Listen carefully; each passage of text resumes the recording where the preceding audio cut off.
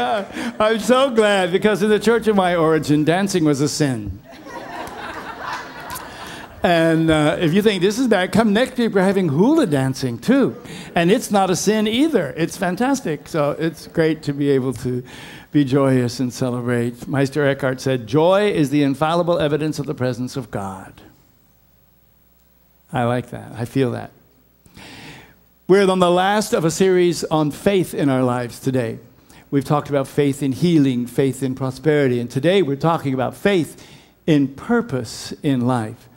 And we're using a definition that was presented by Charles Fillmore, who's the co-founder of Unity, when he said that faith is the perceiving power of the mind linked with the power to shape substance. So faith is not just an idle belief that we have. Faith is not just strong and powerful wishing or hoping. Faith is a power that we have. And when we use that power, we change our minds. We change our minds. We change the world. The power of faith actually goes forth into the world and changes. It's an energy form. And that's what I want you to get today, because the question we're talking about is faith in purpose. Now, when I was a ministerial student, we were given a very special GPS, a God positioning system. Because you may know it's something else, but for ministers, this is us, because it may surprise you, but ministers can also kind of sometimes lose their way. Have you ever lost your way somewhere and you have this question of what am I doing? What's my life all about? Well, it happens to everyone. So we have this very special system. And when we get lost, we can turn it on and it tells us all kinds of really interesting and powerful truths. Go 300 meters, then turn left and pray. See, it's a little different from yours, yeah. So we go 300 meters, we turn left, and we pray. It's fantastic. Proceed 400 meters, staying right. Then stop and meditate. Oh, okay. It's way different than your GPS, isn't it?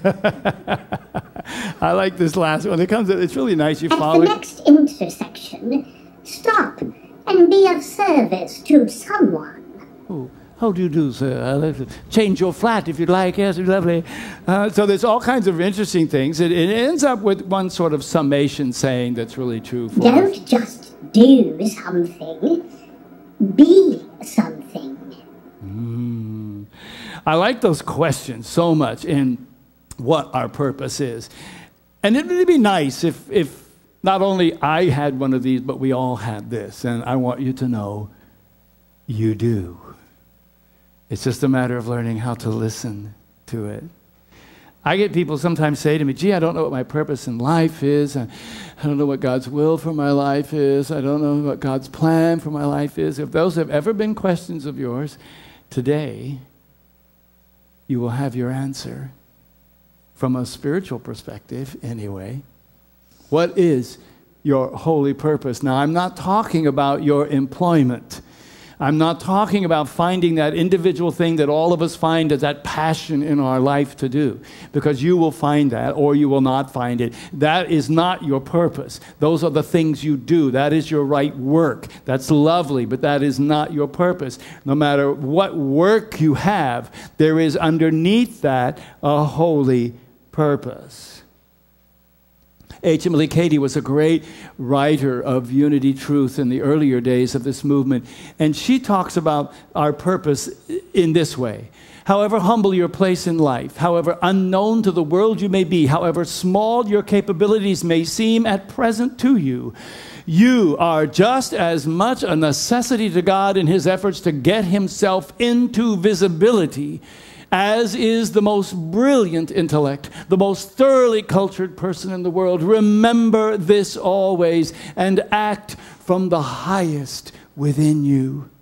Now, she didn't just create that thought, like so many truths we have in unity, come to us from a variety of scriptures. That one, I believe, comes to me most clearly from the first book of John. And if you ever forget for a moment who you are or what your purpose is on this planet, go to the 3rd chapter of the first book of John. It begins like this. What a marvelous love the Father has extended to us. Just look at it. We're called children of God. And that's only the beginning. Who knows how we'll end up? What we know is that when Christ is openly revealed, we'll see him, and in seeing him, become like him. Wow. Now there is the purpose. One of the great books that has inspired me is about a very humble man named Brother Lawrence, who was a monk in the 13th, 14th century. His job was to scrub pots in a monastery. That was his life work, was to scrub pots in a monastery. But he knew that his purpose, his holy purpose, was to find, reveal, and express that Christ's presence into the world, and he did it. So much so that people came from all over the world just to be in his presence. We have collections of letters that he's written, and to this day you can go to Barnes & Noble and you can find a book called Practicing the Presence by Brother Lawrence, still impacting people's lives hundreds of years after he lived. A pot scrubber. So this is not about what we do for a living, it's about how we live. So I want to talk about not only that purpose, but I want to talk about these sort of confusing topics to people that they think sometimes they don't know, how we can use that perceiving power of our mind, that power of faith, to know the truth. And when you know the truth of these things, they become actually cemented in your soul. And when they get cemented in your soul, they begin to manifest in your life. And when they manifest in your life, everything changes for the good. God's will. Let's read first about that from Eric Butterworth in a book called Celebrate Yourself. He said, the will of God is the ceaseless longing of the Creator to fulfill itself in us as that which God has created. This will or creative intention is so great that it even seeps through one's willfully closed minds. God's will for us, for you, for me, for every single person, is to discover, to reveal, and to express that inner divinity that we are. I want to say that again, because that's, if you ever wonder what God's will for your life is, that is it. To discover, to reveal, and to express that divinity that is your natural nature. Regardless of what you do for a living, that is God's will for your life. God's plan for your life is, it says, God is carrying humankind along as an ideal quantity. This is from Charles Fillmore, the co-founder of Unity. The image and likeness human of God's creation. And God's divine plan is dependent for its success on the manifestation by humankind of its idea. So God's will for us is to discover, reveal, and manifest that divinity. God's plan for us is how that happens. And it's going to happen differently for everybody. How you discover that place within you, that divinity within you, I can't tell you how to do it. I can give you hints. I can tell you some things that work for other people, but you have to discover it yourself. Haven't you ever had this experience where something that it felt really painful happened to you, and it seemed really awful at that time, and you just thought, wow, this is, you know, like that picture of this little kitten in a handbasket going, what am I doing here and where am I going? And that's the feeling that you have. And then in that moment, that awful, horrible, painful moment, an insight was born. An awareness bloomed in you that could not have bloomed any other way. Do you know that feeling? Anyone who's ever been in a 12-step program knows that feeling. That place that we describe as a pitiful, incomprehensible demoralization. That lowest of the low places, sometimes called the bottom. That is the place where new life begins. So God's plan is that we unfold and reveal this divine nature, and how that happens is the plan. And here's the deal, folks. It's not about how we plan it to be. You are in it now. Don't worry about what it is. It is there, and you are in it now. You are in the divine plan. It may not feel like it. It may not be the one that you thought you were going to create, but it is the one that is for you, and you are in it. That's why this last one is important. Divine guidance, again from Eric Butterworth. It is the urge and energy through which you can make the choice that is best in terms of your own consciousness. See, divine guidance comes from within.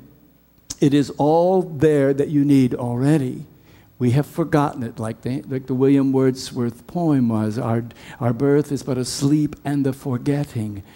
And one of the reasons we come here is to remember and to be reminded of the wisdom that is already there. And when we tap into that wisdom, then we can make better choices and the plan changes. Makes sense? Because we are choosing differently. It's always up to us. How that unfolds is always our decision. I had someone come to me actually in a different setting, and they talked about how awful their job had become because they were working with someone that was really difficult. Can you imagine working with someone who was negative and complaining and difficult to be with? And this was not a job that they had an option of going to another place. This was a person they had to work with. And the complaining went on for a bit. But this person talking to me was involved in a very active spiritual program of growth. And after a period of time, came to an amazing realization. I can't change them, but I can change my own attitude about that. And they did. And you know what? Everything else changed. All of a sudden, work was not stressful anymore. All of a sudden, none of those things bothered him anymore. And where did that change come from? It came from here. It came from right within. So that decision-making point is where we listen to the guidance, we make a decision, and everything changes. It's very simple, actually. So we've talked about the purpose. We talked about God's will, God's plan, and God's guidance. You say, well, that's actually a lot. How do we do all of that?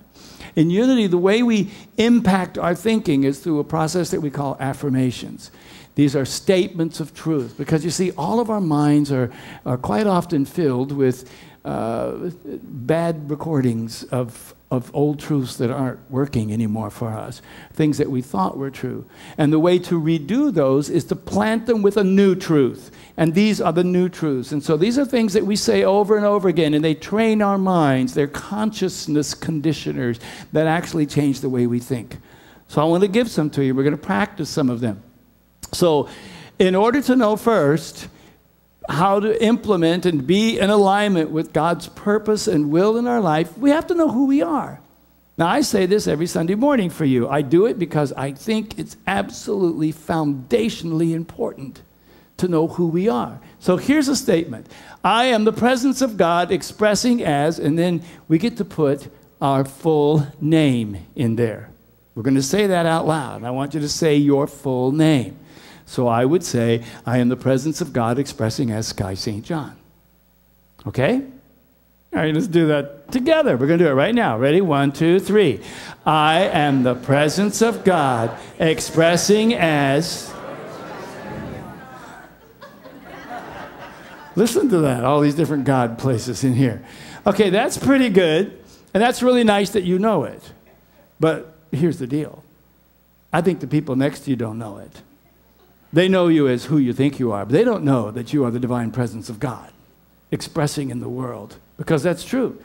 So I want to invite you to turn to the person next to you.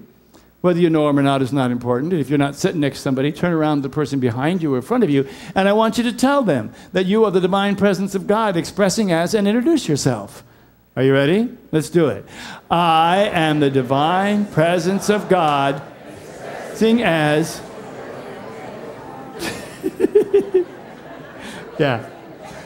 Okay. You're laughing, right? And I know why you're laughing. Because it's uncomfortable.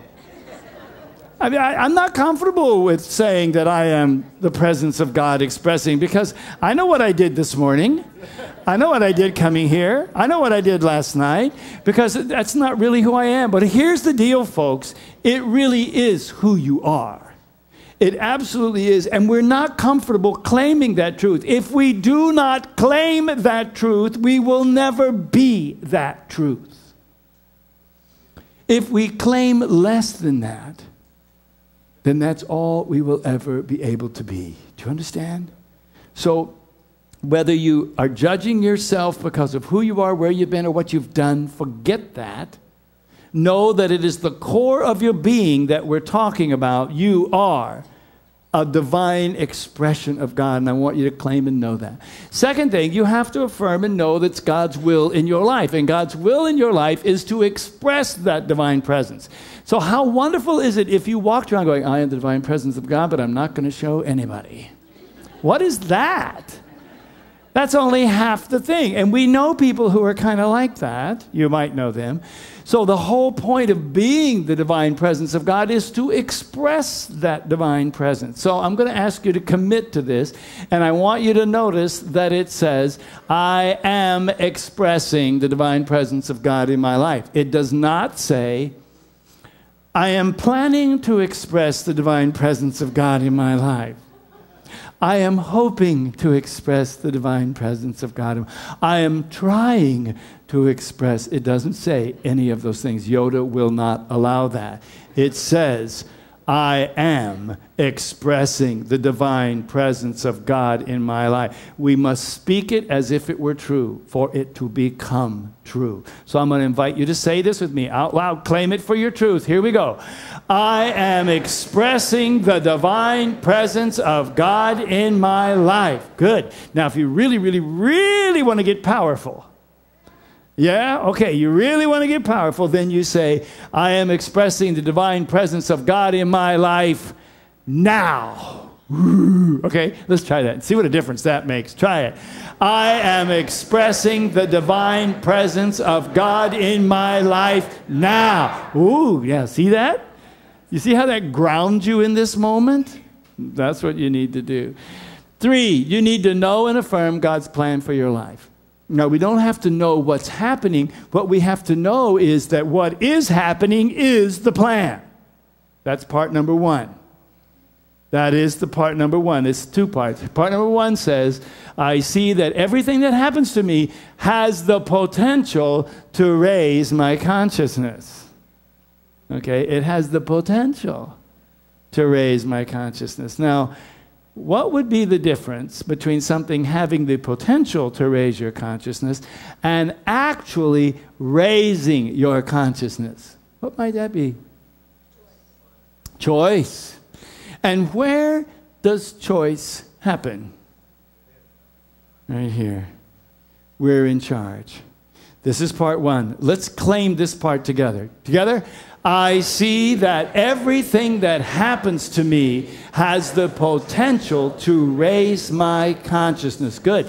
Now, this one's not easy because that means that everything that happens, I missed my flight, everything that happens has the potential of raising my consciousness.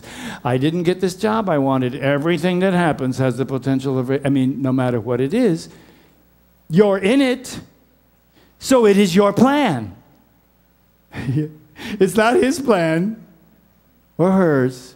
If I'm in it, it's my plan. And it has the potential. So here's the other half. I watch my life and make decisions that unfold my godlike nature. Now, your godlike nature is not a victim. So when you're in those potential moments, somebody said choice was it. I make a decision. I choose to see this in a certain way. I choose to react in a certain way. I choose to take this kind of action instead of that action, an action that will unfold my godlike nature. Okay? This is the really hard one. Swallow this, and it's easy from here. Are you ready? Let's say it out loud. I watch my life and make decisions that unfold my godlike nature. Oh, I like that. This is very Buddhist for those of you who like Buddhism, because it's about that detached observer and that watcher and saying, I'm looking at my life. And I'm in the plan. And when something happens, I'm making a decision to do the thing that will unfold my godlike nature. See? It really works. It's beautiful. Now, here's the last one. Listen for and follow God's guidance. Now, actually, It's not like 12 steps where you have to do them in sequence. You could do this one first. If you did this one first, the other ones get easier. This is about listening and following God's guidance, and it's the same message that I have been giving for years now here, and I can't wait to get really old and tell you I've been telling you this now for 25 years. There are 3 ways in which we listen to God's guidance and follow that guidance, and they are prayer, meditation, and good work. So those of you who are here for the first time going, oh, it's a cult, what are they saying? Well, we're saying simply the way to get God's guidance is prayer, meditation, and good works. When we're involved in service, that's where we feel it, when we pray and meditate. So, it's very simple. I am connected to the Spirit of God in me, and I follow its guidance. Simply said. But boy, this is powerful. You could just say this, be your one prayer every day, and I guarantee you, your life will change. This one prayer. Let's say it together. I am connected to the Spirit of God in me, and I follow its guidance. Boy, if you do that. I want to share one more statement with you that I think is very powerful. And I love this statement because it comes from a person who you would not think of necessarily as a spiritual person, but nonetheless a person who followed their purpose and changed the world. Your time is limited, so don't waste it in living someone else's life. Don't be trapped by dogma, which is living with the results of other people's thinking. Don't let the noise of other people's opinions drown out your own inner voice. And most important, have the courage to follow your heart and intuition. They somehow already know what you truly want to become. This is from Steve Jobs, founder of Apple, a man who followed his heart and intuition and changed the world. I think you can too. You will change your world, and you change all of our worlds. Will you close your eyes with me for just a moment, please? I invite you to take a deep breath. We're going to do what we just said we should do. We're going to go into a time of meditation, and in that time, I would ask more than anything else, as you feel into that presence in you, feel the absolute unconditional love that God has for you, just as you are, right where you are, knowing that you are in the right and perfect place in the plan of your life.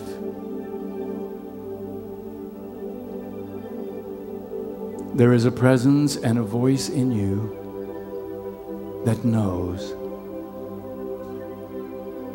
And in these quiet moments, connect to it. Listen to it. Feel it and know it. As we come to God now in the sacred and holy silence,